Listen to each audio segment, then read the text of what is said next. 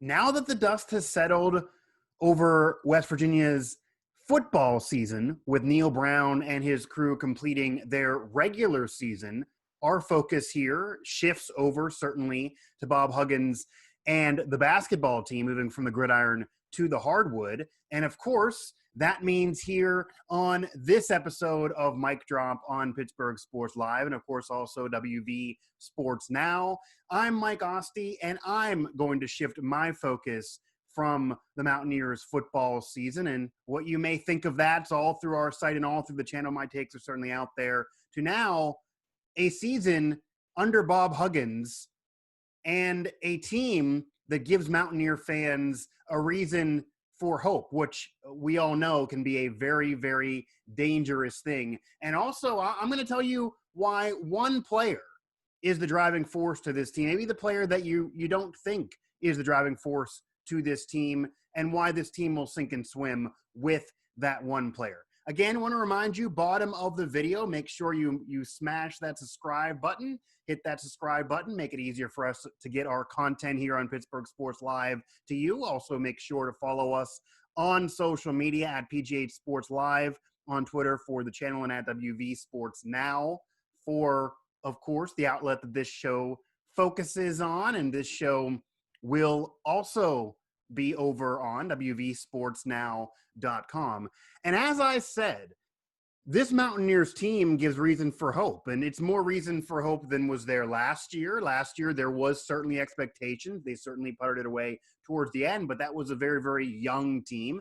That was not a team that really had an MVP or a star player that had emerged and can carry the load if the rest of the team was not playing up to snuff. Yes, Culver, McBride, who I'll get to in a moment, were there, but they yet weren't ready for what's maybe occurring this season.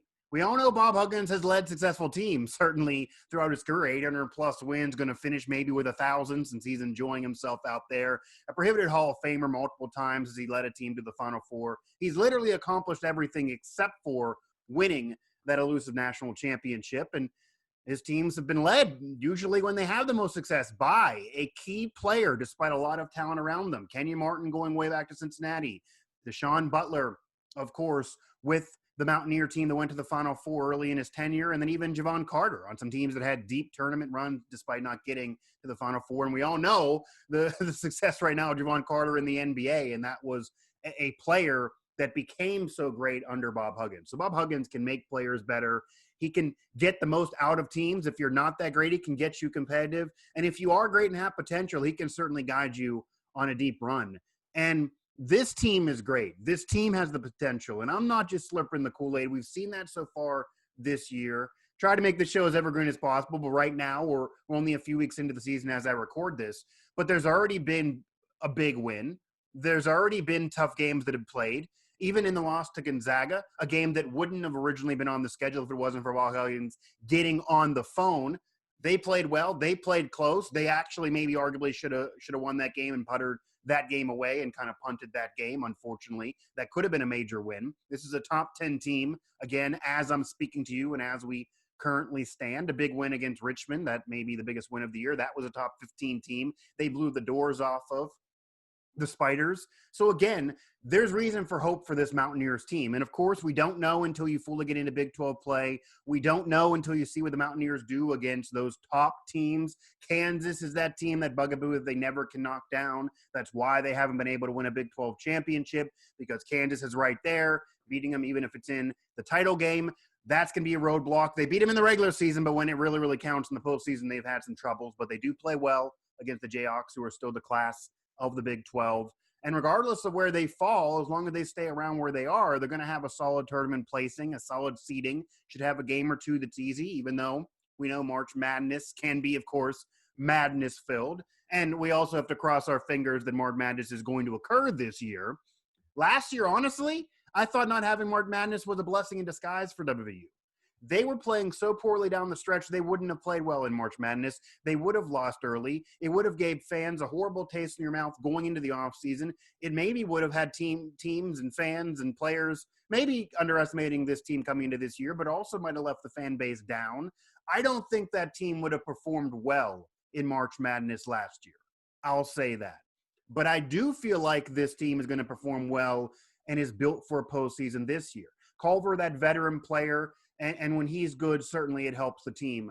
But the player that is the driving force, the MVP of this team, who I pointed to, and you can go back to WVU Sports Now. You can search Mic Drop. You can go back to our channel. There's a Mic Drop playlist for you. You can go back and search these keywords. You'll see last year in what was then his freshman season, I said Miles McBride was the MVP of this team. I said they would go as far as he could guide them. He wasn't able to be that guy because he was a freshman, and Huggins doesn't normally do that to players that young. He wants to see more from them. He had a roller coaster ride of a season last year. Maybe I jinxed him. He kind of declined after I made those comments, and I believe I recorded that around January, and that was after a pretty big win over Ohio State on really what was the road, despite not necessarily in Columbus, in that game being played in Ohio. But I said it then. It's really coming to fruition now. He's a sophomore out of Cincinnati, so back to Ohio. That was a coming out party for him. He wasn't able to get it done afterwards. But this year, you're seeing multiple 20-plus point games from him already, and he's not even a player that you were going to rely on offensively that much. You wanted to see the double-doubles. You wanted to see the rebounding. You wanted to see him and Culver on the court together. That was something that I wanted to see last year. We didn't fully get to see as much as maybe I would have liked. And I think that kind of was something we didn't see that often, and Huggins moved off of that because he was worried about McBride being ready for that type of role. He clearly is, at least from what I've seen so far. We don't know the rest of the year. Of course, things can change, but this team feels special. And Miles McBride, the sophomore, again, multiple double-doubles, multiple 20-plus point games, 10-plus point rebounds, 14-plus point rebound in some of these games. He is performing when they're winning. When they're floundering, he is not playing that well, so that right there tells you. And really, last year, Mountaineer fans grew to maybe love Miles McBride. I certainly grew to love Miles McBride here as somebody watching this team with a keen eye, a close eye, and covering this team.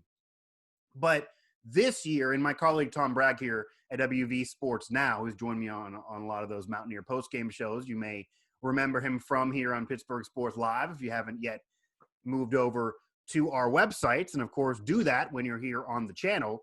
He made the comment that, well, Mountaineer fans and people around West Virginia were well aware of McBride last year and his success, that now nationally that possibly should be the case for him. And then it's really one of those, if you don't know, now you know about McBride, where, and I think this is a bit much, but he threw out their Big 12 Player of the Year.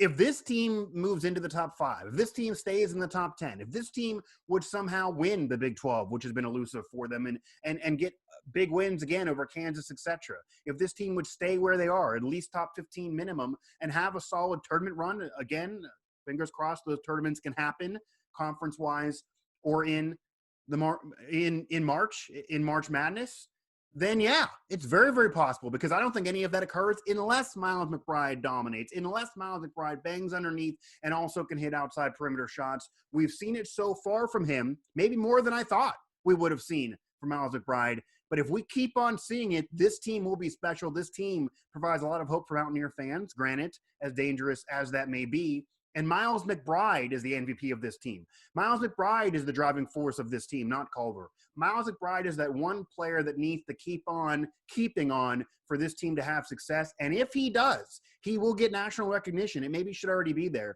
But McBride maybe is headed for some national recognition and could be one of those players that sophomore year, I don't think anyone thought Javon Carter would turn into who he's become. He could be that guy under Bob Huggins, that staple player, that butler, that Javon Carter, that Kenyon Martin, that player that when his team has a special year, there is that guy. He could be that guy. McBride is my pick for that guy on this team. And it right now is appearing to be a very, very special Mountaineers team under Bob Huggins and the weirdness of 2020, and hopefully for them moving on to 2021. Again, want to make sure you follow us throughout our family of networks here, the Pittsburgh Sports Now family of networks, which of course encompasses coverage of West Virginia, a team here across the region collegiately on WV Sports Now. Again, we're still going to have coverage of Mountaineer football. The regular season's over, bowl game, recruiting, off-season thoughts. I'll do shows if something comes up. That'll still be there. We're certainly also covering the women's team and everything else going on with West Virginia athletically. I'll tell you this, I'm not someone who doesn't follow it all, doesn't know about the women's game. I covered that team professionally professionally in college, covered that team in college, and then covered a women's team, Robert Morris, actually here in Pittsburgh professionally, and called those games. So I've called NCAA tournament games for the women's side in college and professionally. I'm not trying to be prejudiced. I had to throw these takes out there for the Bob Huggins crew here for the men's team and for McBride. I'll tell you right now, Mike Carey, maybe the most underrated coach in the country, 700-plus wins for him. So dap and congrats to him. And that team is maybe better than some would have thought. Several of his teams have been better than some would have thought, although I don't think he has the McBride. He doesn't have the Liz Rappel. He doesn't have the Meg Bolger that he's had in years past, to prove my knowledge there on the women's side. He doesn't have that player. Bob Huggins does this year. So again, that can make this Mountaineer team very special. Once again, bottom of the video, hit that subscribe button, make it easier for us to get our content to you. Thanks to our sponsors and everything else here at the Now family of networks. It's free to subscribe, so why not? Follow me on Twitter at MikeAsti11. Follow the site at WV Sports Now, and of course here the channel at PGH Sports Live on Twitter.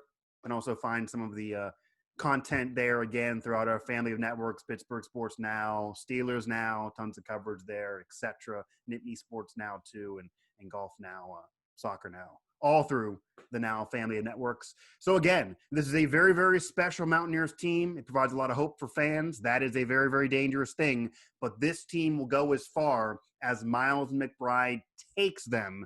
And I actually think he can certainly take them pretty darn far.